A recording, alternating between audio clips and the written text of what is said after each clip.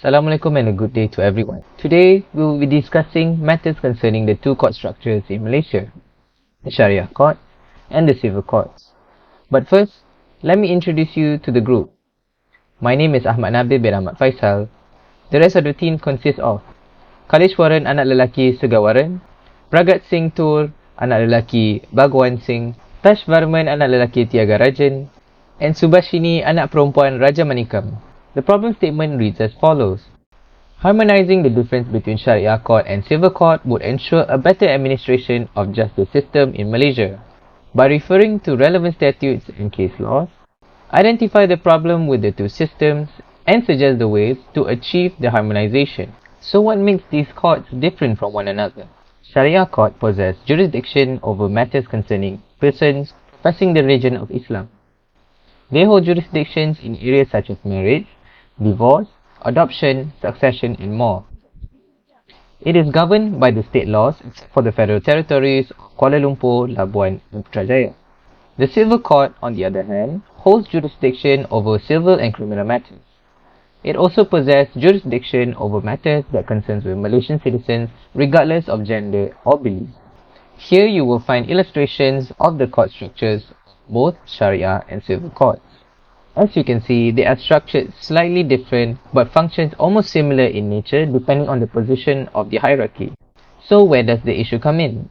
Prior to the amendment of Article 121 of the Federal Constitution Amendment Act of 1988, the civil courts from time to time encroaches over the jurisdiction of the Sharia court. There exist situations whereby the common laws override the rules of Islamic law. This causes a rift between the Sharia and civil courts with regard to the administration of Islamic law in Malaysia. Beginning with the first issue, it is hard to ignore that there exists conflict in the interpretation of laws between the two courts. This begs the question, since the Sharia courts are governed by a different set of laws, does it cause inconsistency? Let's look at some examples on laws surrounding polygamy in Malaysia.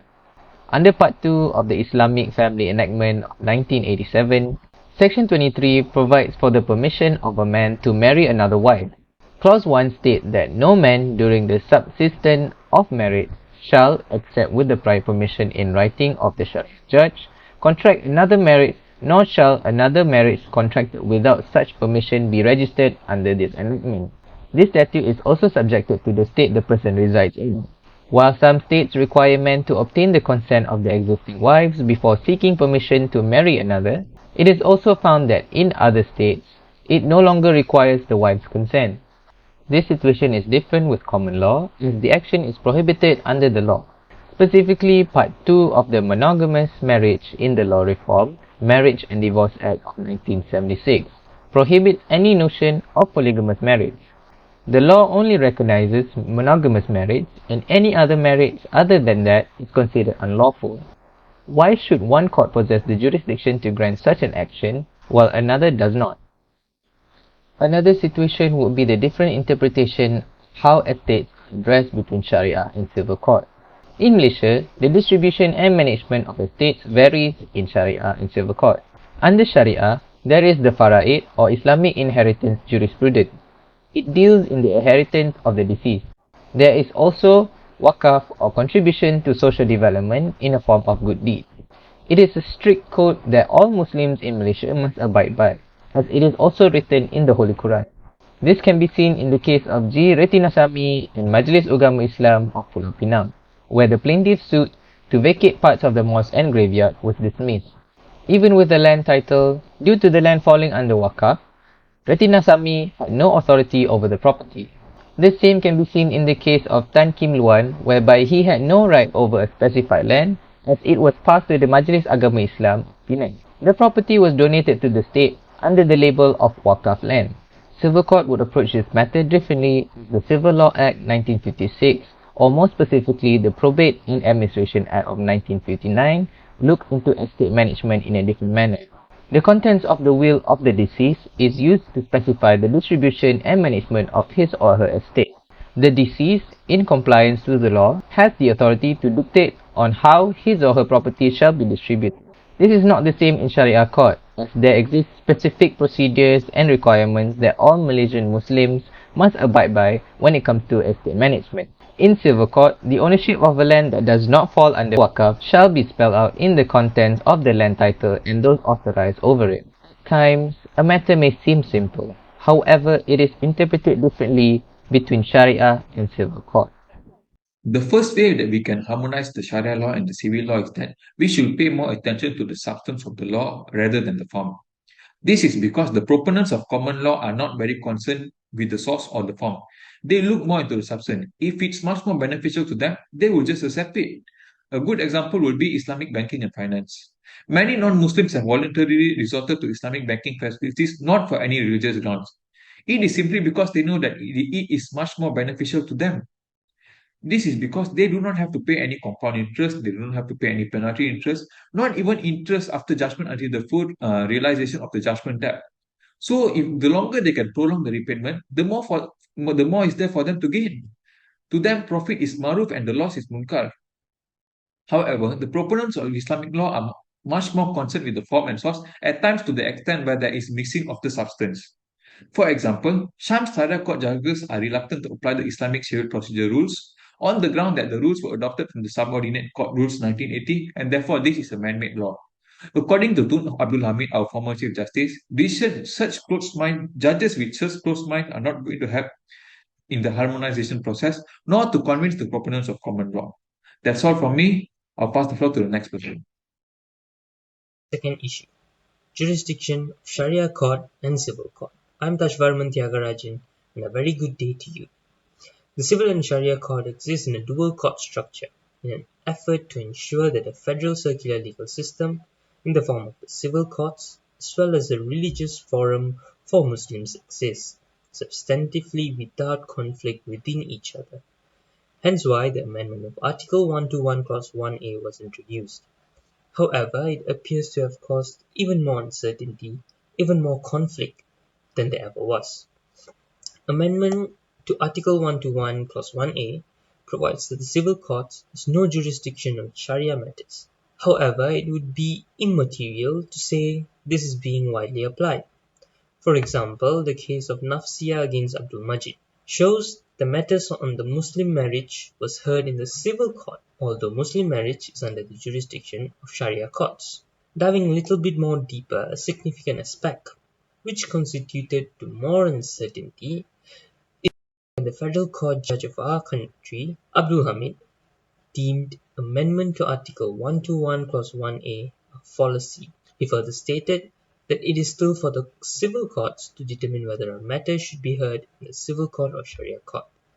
The statement of the FCJ tends to indicate the dominance of civil court over Sharia court. The second uncertainty involves the issue on conversion, where two Malaysian cases had contradicted itself on whether child's conversion to Islam after marriage of their parents should be heard in the Sharia or civil court. The court of infamous Subhashini case held that the Hindu wife needs to submit to the jurisdiction of the Sharia court and seek recourse through the Sharia appeal courts to stop her Muslim convert husband from converting their children.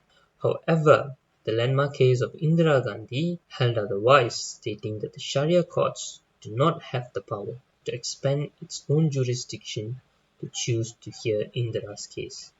Here arises a concerning uncertainty within the court itself. Finally, the third uncertainty involves lawmakers. State assemblies cannot create a similar legislation to the ones Parliament made.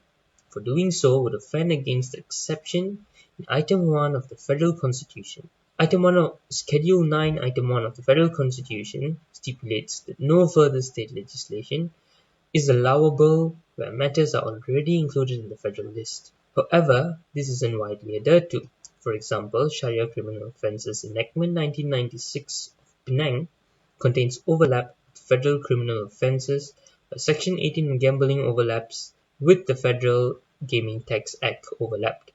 Professor Shad Faruqi believes that this behaviour of the state assemblies create for future jurisdictional conflicts, as the federal court will eventually have to deal. Moving on, I'm going to talk about harmonization for issue 2. In the case of Lim Changshan against Pejabat Jabatan Agama Islam Pulau Pinang, that involves both Muslim and non-Muslim parties question of which court should decide the case arose, common law court or Sharia court. It was decided that common law court should hear this case, and it caused a dissatisfaction among Muslims. Therefore, Tun Abdul Hamid as a judge has delivered a few suggestions to overcome this issue. The first suggestion is that the two court systems should be combined. For example, judges who have received common law training will hear cases related to non-Muslim matters. Meanwhile, judges who have received Sharia training will hear cases related to Muslim matters in the same court. When a matter contains both common and Sharia-related concern, it should be heard by two judges, one who specializes in common law and the other one in Sharia. The second suggestion is that the court should stay exactly as they are. However, regardless of whether the parties are all Muslim or not, matters involving both Islamic law and common law concern should be tried by a common law court with two judges. One who is a common law judge and the other one is a Sharia judge. Even this suggestion is viewed as too sensitive by lawmakers and politicians. This issue is still unresolved due to the involvement of politics. For example, the previous PN government's inability to influence civil court judgment, such as in the issue of the Kuala Lumpur High Court pronouncement of that the word Allah could be legally used by Christians to refer to God, upset many conservative Muslims because it removed the exclusive right of Muslims. It caused a chaos among Muslims in Malaysia, as it is a very sensitive and sacred issue to touch. Therefore, this issue should be handled carefully and professionally to avoid any chaos or problems among Muslims and non-Muslims in this country. That's all from me. I shall pass the floor to the next person. Thank you. Good day everyone, I'm Kaliswaran Sukamar with the student ID 122-1303-123 would like to carry forward our presentation for today.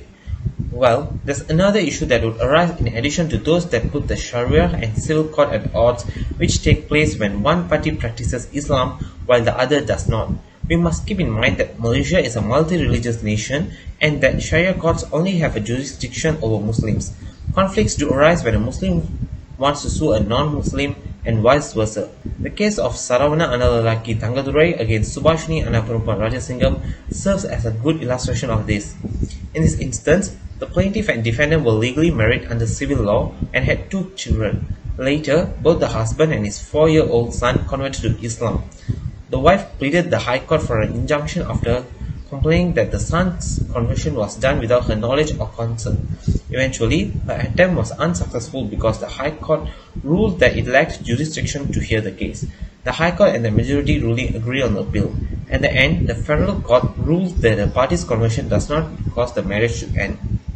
In addition to this case, a similar issue was raised in Lina Joy against Majlis Agama Islam, Wilayah Persekutuan dan lain-lain. In this case, a Malay woman by the name of Azalina binti Jalani requested a name change through the National Registration Department, also known as NRD, first as Lina Lelani and subsequently as Lina Joy. She did so because she had given up Islam in favor of Christianity and because she wanted to wed a Christian. Since 1997, she has made 2 efforts to change her name at the NRD.